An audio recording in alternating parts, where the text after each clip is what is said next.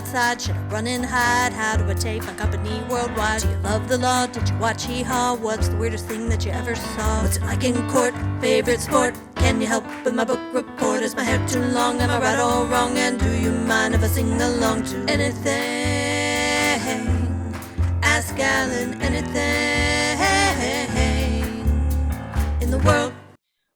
Hello, everybody, and welcome to this episode of Ask Alan, the podcast. I'm Alan Crone, CEO of the Crone Law Firm. And joining me today is a good friend of mine, a business partner, someone who's helped us maintain our distinctive look, and that's Craig Thompson from Disciple Design. Craig, good morning. Welcome to the podcast. Good morning. Thanks for having me. Oh, my pleasure. Well, I mean, I know exactly what you do because you and I've worked together for years. Tell us a little bit about Disciple Design and what's your mission at Disciple Design? We're actually celebrating our 30th anniversary this month. So we've been around a long time, but the idea behind Disciple Design was way back then in '91. Nonprofits and faith-based ministries and things really didn't put a lot of thought into their design, how they presented their messaging, all over the place. And as a designer, that was bothersome to me, especially the faith-based ones. They have, the most important message in the world and not giving it the proper attention, and so that was sort of the genesis of, well, let's, instead of just griping about it, do something about it. So I started kind of a nights and weekend things called Disciple Design. I was at lunch with another designer. We kind of talked about it and brainstormed and came up with the name Disciple Design, and really just started, doing it kind of on a freelance thing. I was in the agency business at a time. I had a very comfortable job, and really was on in a young family. Was just completely scared to like actually do this, full time. And I think God kind of orchestrated things to where my job became difficult to stay. The agency was sold. There was a lot of issues going on, and I really felt like I needed to leave. I think that was God kind of pushing me and saying, "Hey, let's do this. I gave you this, this idea." So I started Disciple just by myself with no clients, and $2,000 saved up that my wife and I had kind of put away, and rented a loft space and some really cheap furniture, put it together and prayed for the best. But we were fortunate in that the clients did come, and we were able to kind of get going with a mix of nonprofits and a few for-profits, and kind of launched Disciple, and just slowly grew over the years. And God's brought in kind of the folks that He wants to bring in, and we've grown all the way to a lot of our clients are national, international nonprofits, folks I never dreamed we'd be able to work for, and projects, never dreamed we'd be able to do. So that's sort of the long history of the beginning. Right. Well, Tiger fans will recognize Disciple Design, particularly at basketball games, where you've been a sponsor of University of Memphis athletics for quite a while, haven't you? Yes, I am a graduate from University of Memphis, and I was there during the Keith Lee years, and basketball fans will remember those years fondly. And getting tickets was a premium. Matter of fact, my wife and I first started dating then, and that was my Valentine's present to her was the tickets to the Louisville game one year. So when I graduated, there was no longer an opportunity for student tickets, and the waiting list for the Coliseum was, miles long, and somebody had to die before you could, get any season tickets or something. So I went to the athletic department and said, "Hey, I'm a graduate from here. The posters and stuff you guys are putting out really are not at the level they could be. Can I help do that in exchange for tickets?" And they agreed. So I started doing the season posters for basketball, football, things like that. And they would just sit me wherever they could. Finally, after 3 years, I guess somebody passed away or something, and I was able to get season tickets, and have had them ever since. And then so we did things, here and there for the university, but when they changed the name from Memphis State to University of Memphis a few years later, gosh, that's about 27 or 8 years ago, I guess. They asked me to redesign the Leaping Tiger and adapt it for Memphis, and so we redid that, modernized that, and put all that together for them, and some brand standards and things like that moving forward. That's probably what, for better or for worse, we're best known for, just because that logo is literally everywhere, especially living here all these yees. And it's survived. A lot of logos don't get survived. There's a lot of times things get rebranded and redone, and fortunately that one has survived all these years. This past year they changed it from kind of the orangish yellow gold color to gray for the second color, which is what I wanted to do in the beginning, but they wouldn't let me 28 years ago. So that's literally the only thing that's changed on that logo in almost 30 years. I've got at least 4 or 5 versions of that, different versions of that logo in my office. So I'm very familiar with it. And well, that's cool. That's got to be on a professional and personal level. That's got to be very fulfilling to be able to give back to your school like that. What is that like? Yeah, and people ask me and my wife all the time, hey, do you get residuals for that? It's like, no, I'd be filthy rich if I got residuals from that. I actually donated it to the university, but no, I was more than happy to do that. I'm very grateful for the design education I got there at the university, and the professors there, and the way they helped me get started in my career. And then I've always been a fan of the athletic program. So that was not a big deal for me to be able to do, but it's, it's reaped rewards for years and years. And, it's fun to see your work all over the place. It's like literally, I went to the Final Four in San Antonio, and it was like overwhelming, just especially the final game is everywhere. And it's on ESPN, it's on, it's on all the networks. It's crazy. So that's fun to, fun to see that. Yeah. For sure. Wow. Well, you and I both were not at San Antonio for that Final Four because it didn't happen. But if it had, I would really have enjoyed it. Yes, yes, for sure. And and no matter how many times I replay that game, I still wish they had fouled Mario Chalmers. But that's a different story for a different time. Although my wife still, we were there. And someone behind us, with 2 minutes to go, I think we're up by 8. And the person said, "We got this. We're going to win a national championship." And she turned around him. My wife is a very sweet lady. She let him have it. That he obviously was not a real Tiger fan to be flaunting the bad mojo in that way. And she was right. Yep. No, that's got to be great. What other trademarks or logos would we recognize that you can talk about that you design? Well, like I said, we do a lot of national, international, but here locally, we did Bellevue Baptist probably about 10 years ago. We rebranded them, and the obvious thing was to use the 3 crosses that they have there. World Spice was the first internet service provider here, and their logo still survives after all these years. First South Credit Union, when they changed from Navy Memphis to First South, they were actually our first nonprofit or for-profit client. And really helped us, foundationally when we started Disciple. They were just changing from Navy Memphis from a military base to being consumer oriented. So they came to us for their branding, and we did that one. That's still around as well.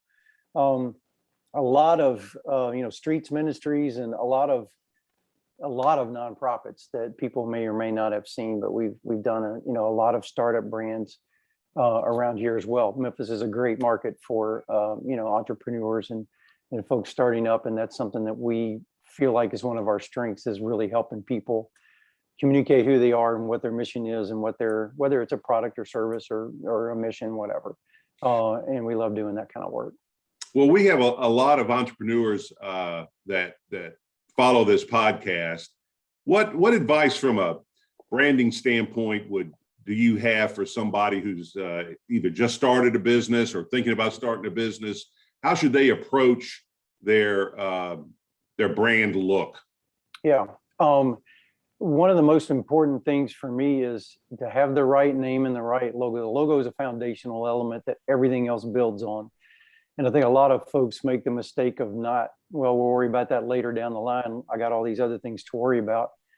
And then you kind of have to rebrand yourself, and that leads to a lot of issues. I think if you put the time, and the investment is an investment, and that should be seen as part of your startup investment, is who you are, what is your identity, what is your brand, and then really execute that well, name and logo. And then when you have that foundational element, everything else flows out of that. The other thing is to be authentic with it.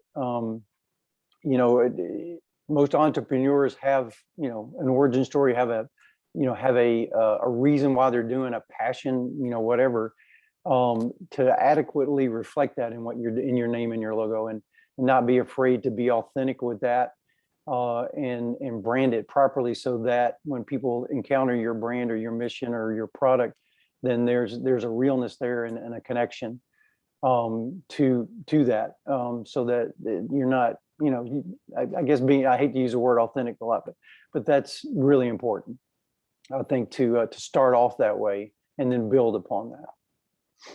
Yeah, and I think, you mentioned a couple of logos you've worked on, and I'll just pick one that I've always admired. I didn't know it was yours, and that was the World Spice logo. And, what I really liked about it was, if for folks that may not be familiar with it, it's kind of a globe with a chili pepper in the middle of it, and of course World Spice. But it was also really cutting edge company, and so that I thought that always seemed to, and I did business with them for years. We still may have our website out there, I don't know, but I just thought that it was a great pairing of a look with kind of the culture of the company. Yeah, that's great that you picked up on that. Paul came to me with the thought that, hey, I want to be different. I don't want to be AT&T. I don't want to look that corporate. I definitely want to look professional, but not necessarily quirky, but a little different. I want folks to look at us and notice and say, hey, this is something different. So that's what we were trying to do. Kind of I call it corporate friendly, but we do a lot of marks that are nice and clean like that. And again, that one has survived 30 years. That was one of our first logos, but still simple, but it has a personality to it, and that was authentic to him and to that brand and what they've been all these years. And he was very forward thinking, and going along with, our approach as well, as like, okay, yeah, I'm willing to kind of go out there. And 30 years ago, that was super different from anybody else. So yeah, it sure was. And I knew when I was dealing with them that I wasn't dealing with, a staid subsidiary of AT&T. You right. knew that these guys were hungry and hustling, and you got that from that one picture. Yeah, great. That's awesome, man. Can't ask for more than that. Yeah. John Malmo, does these little things on the radio, and one of them that really stuck with me was, he was talking about branding, and he said, if I say to you, Gray Star, everybody immediately thinks of the Dallas Cowboys. If I say, I don't want to talk about a whole bunch of brands here, but it's the creative, but it's also the money you put behind a brand, right? You can't just throw it out there and not promote it. Right. You have to be consistent with it. And that's why it's important to get those foundational elements down, so that you can then be consistent with your colors, with your treatment, all that. That's super important. And then, yeah, like I say, I mean, the Nike logo, there's nothing crazy, awesome design about that. But because of all the money and promotion that's gone behind it, it's an iconic brand. I mean, almost, not on that same level at all, but the University of Memphis, that's probably not the greatest design I've ever done, There's other logos that I feel like design-wise were way more clever and cool, but because of the exposure of that brand and what the university has done and what they've accomplished in athletics, that brand's, ratcheted up, and people go, "Oh wow, you did that. That's super cool." But it's partly because of the power behind that, the money, the exposure, those kind of things. You're exactly right. And speaking of John, he's one of my mentors. I actually worked for John for 5 years. I'm old enough to where I worked for John Malmo Advertising back in the day. And so when I was an art director in the ad industry, he was my boss. And I learned a whole lot from him. Very, very much respect for John. Yeah, I don't know John personally, but obviously you can't live in Memphis and not at least know the name. Yeah. And he certainly has a way of crystallizing those concepts. Let me ask you this. You're talking about the startup, and trademarks can be a tremendously valuable asset if you treat them right. I guess, can you talk a little bit about the care and feeding of a logo? How do you turn something from just something to put on your letterhead to something you could actually sell down the road? Yeah, it's important, and I think some people kind of overlook this, or they don't think anybody will care or worry about it, but it is important to trademark not only your name but your logo. Those are two separate things, and I think some people don't realize that. Like the name Disciple Design is trademarked, and the logo, the pencil cross that we use for our logo, is also trademarked. They're registered trademarks now because they've been around forever, but those are separately trademarked. You need to protect both of those things, especially if they're, something original or something, industry related that somebody else might want to use down the line. It's not super expensive. You can either, you can do LegalZoom, or you can go to somebody like yourself or a law firm. There's trademark lawyers in town that can help you through that process. And it's important to protect that, especially now. It's, a long time ago, that wasn't so much of a big deal because things were more localized or regionalized. Now that literally everything is global, as soon as you're on the internet, you're global. It's very important to make sure that you protect. That's one of your most important assets. You need to protect it legally. And then that way, if I've had somebody else name their company Disciple Design, and I've emailed them and say, "Hey, you can't do that. Can you please change your name?" And they did. But I also had that power of, I own this behind me, so that there were some heft to my words to where they knew they needed to do that. What you're saying is really important. I don't do trademarking myself. That's a real special, although I can, if somebody needs a referral on that, I've got a couple of different folks in town that do that. But the difference, I'll just say legally, the difference between having a registration and not is exponential. And it's really important to protect it because, as you say, if I have a mark that I've used forever, I certainly have an interest in that, a common law interest, and I can enforce it, but it just doesn't have the same, it doesn't have the same power when you can say, "Here's my registration," and you're infringing. Right. Most people will clear out at that point. Right. Exactly. Yeah. I think it's important to have that. I mean, you have, like you said, you have basic rights, basic copyrights, just from usage and originality and all that, but you don't have full protection unless you're trademarked. And, the other things folks don't realize is that you can come out like with a brand new identity with a TM on it. As long as you've applied for a trademark, you can use that TM. And then it's really the time frame is shrunk to where, within a reasonable amount of time, then you can have a registered trademark and use your Circle R. But until then, you can put a TM on there and it's fully protected as long as you've applied for that trademark. That's right. And I think that in this day and age, what people are buying when they buy your business, every entrepreneur, at least either in the front of their mind or the back of their mind, has this idea, well, someday I'm going to sell this business to somebody.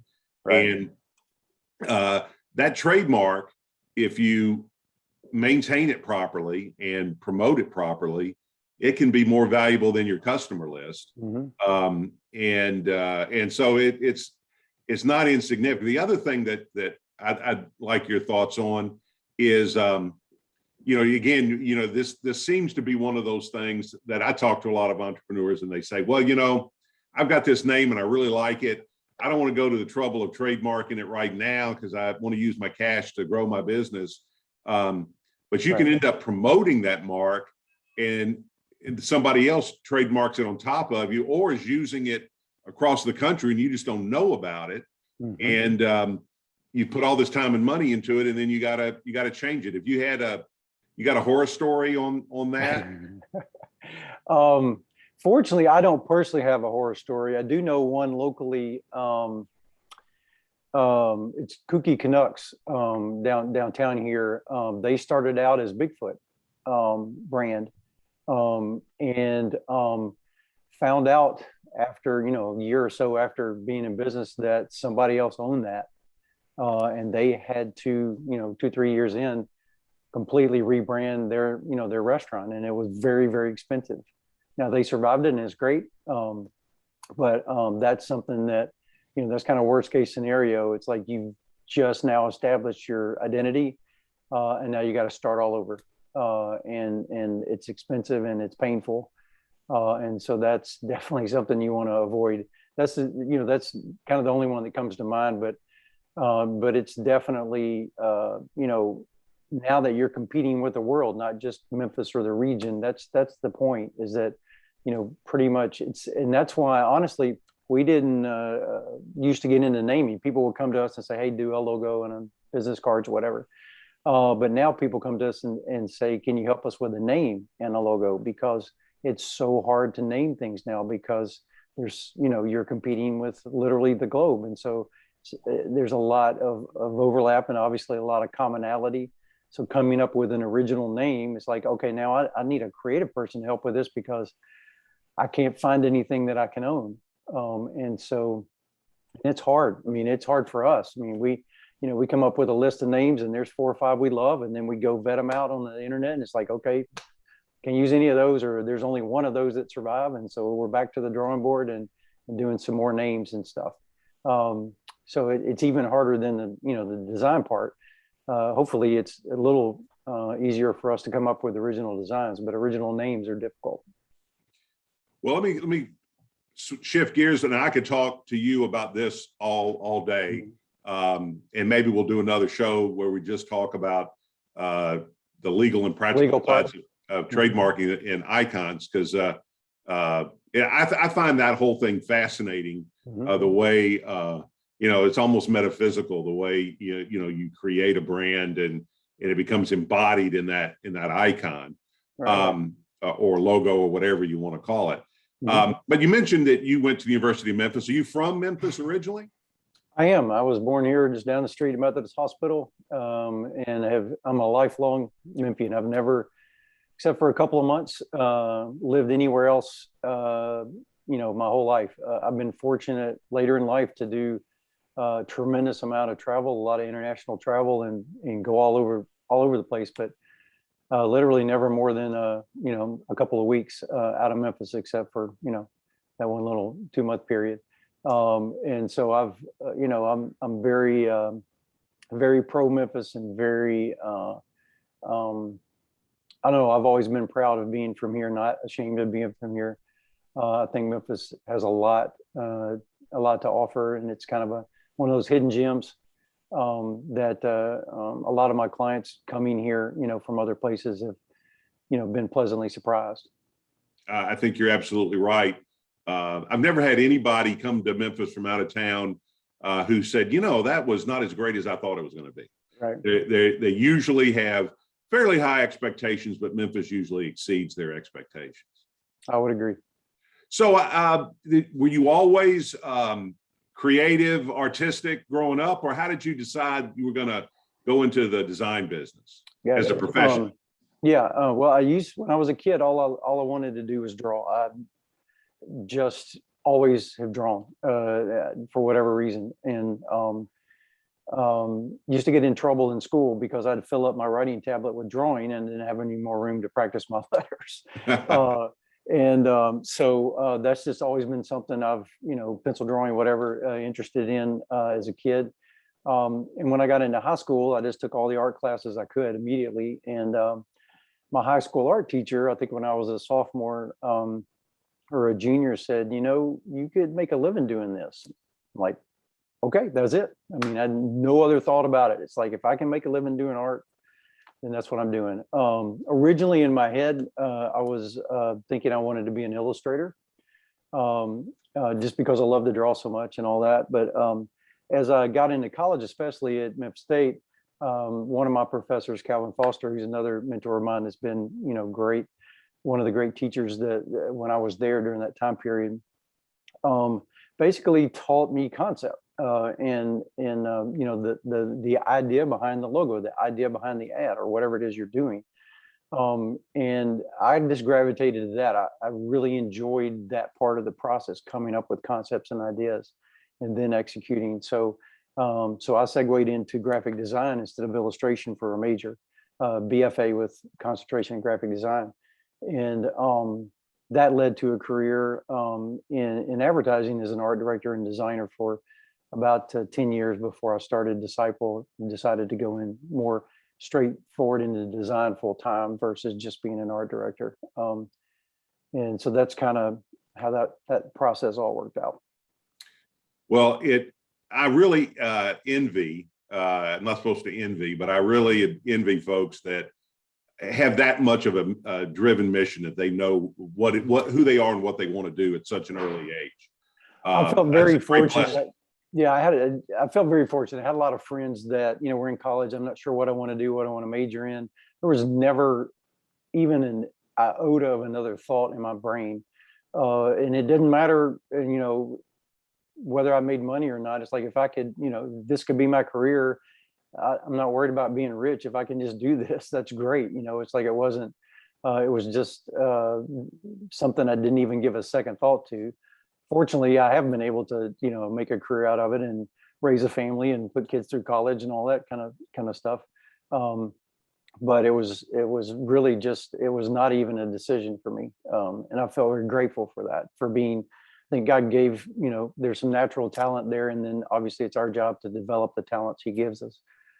So I've definitely worked hard trying to develop that, but I feel like that was a gift that I was given for sure. Absolutely. Let me ask you this. That's an interesting observation. You have, it sounds like you and I have a lot in common. We both went to Memphis State. Sounds like we were there about the same time. I was there in the Keith Lee era as well, and was born at Methodist Hospital. So, oh wow, okay, yeah. So there you go. But let me, and so your career and my career have spanned the same changes technologically and so forth. How is your profession different now than it was when you were coming up? Wow, it's, literally night and day. So when I started, when I was working at Malmo, that was one of my first jobs. I worked at a small agency for about a year, and then Malmo was kind of my first big job.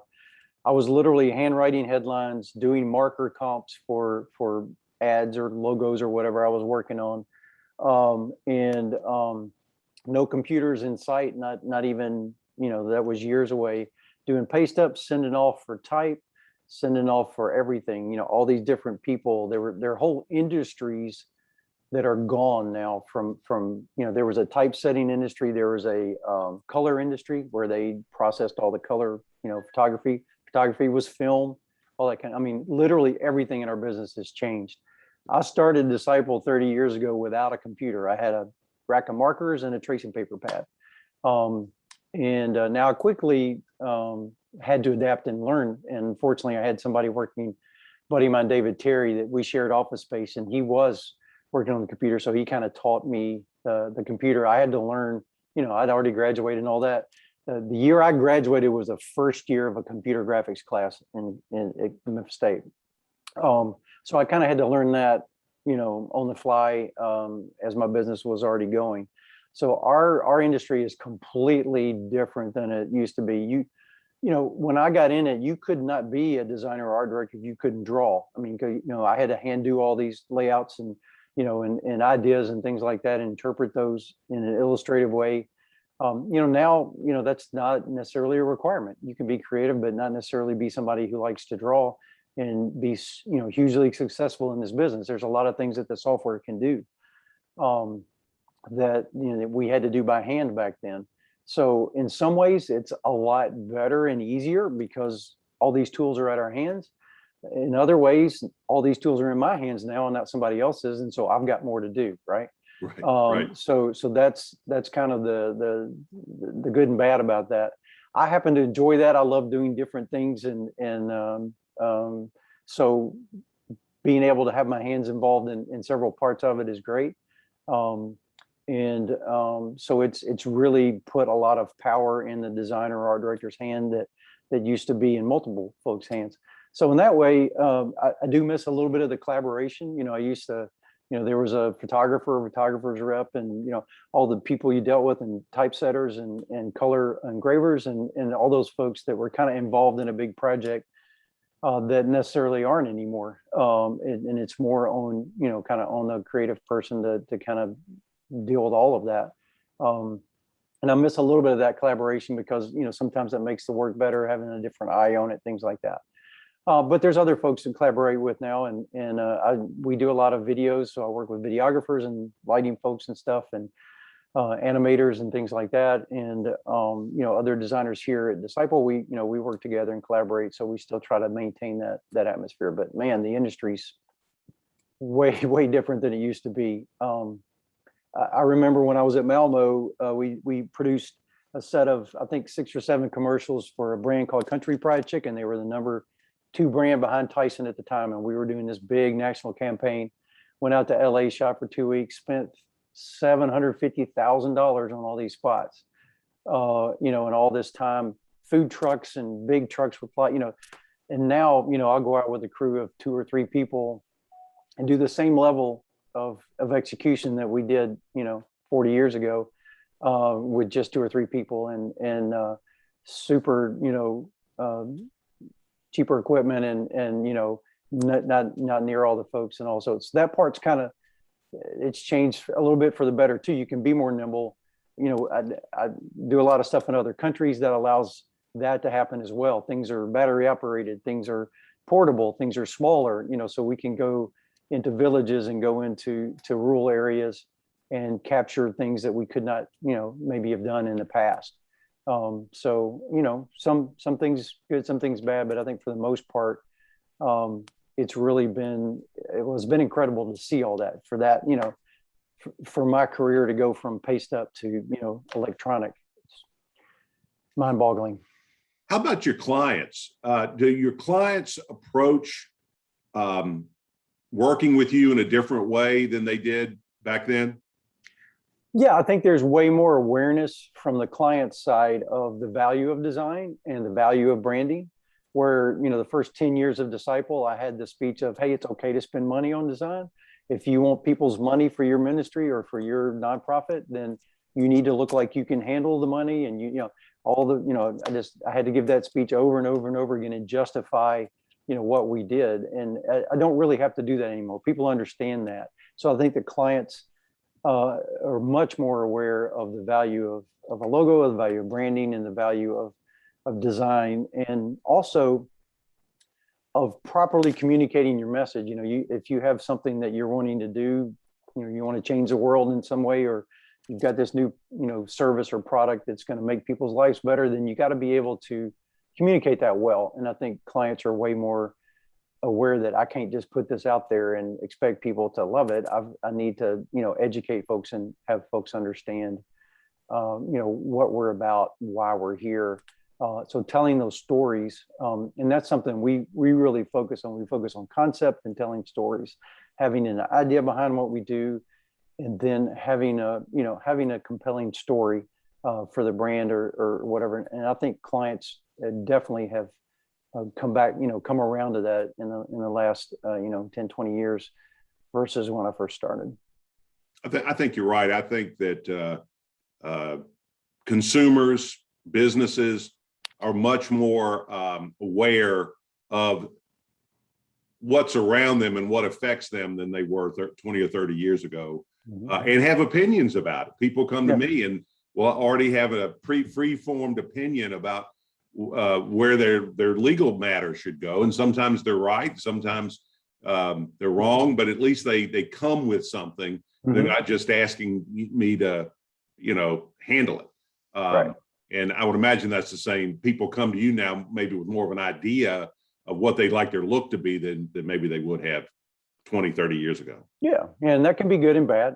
So, but I try to help people understand that, this is our job. We want all the information from you, and then it's our job to interpret that in the right way, not to like take an order. I want an orange logo and I want it circular or whatever. It's like, no, what is your purpose? What are you trying to communicate? Then let us help you do that in the best way. So we try to make sure that that's communicated, but it's always good to, and it helps us to hear from clients, as far as what their expectations are and kind of what they think about branding.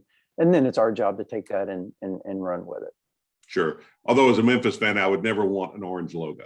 No. I still have trouble putting orange into a design. We'll leave it at that. Yeah. Leave it at that. There you go. Well, Craig, thank you so much for your time and being on. I think this has been a great show, particularly for budding entrepreneurs to really get a grasp of what their logo, what their brand, what their look means to them. So I appreciate you sharing that wisdom with us. Yes, sir. Yes, sir. We really enjoy doing. That's really our favorite thing to do, is kind of work with entrepreneurs and nonprofits on their logos and their branding. It's about it's the most challenging thing, but also the most fun thing we get to do. Well, you've done a great job for us, and good luck to you as you go forward. We're about out of time, so I'm gonna cut you loose. But again, thank you everybody for listening or watching the show. If you've enjoyed it, please share us on social media, comment on it, send me an email that you liked it and maybe a suggestion for a new show, and we'll get that out to you. And Craig is going to go and design some awesome brand logos for his clients, and I'm going to go get some justice. So this is Alan Crone, the CEO of the Crone Law Firm. Thank you all very much.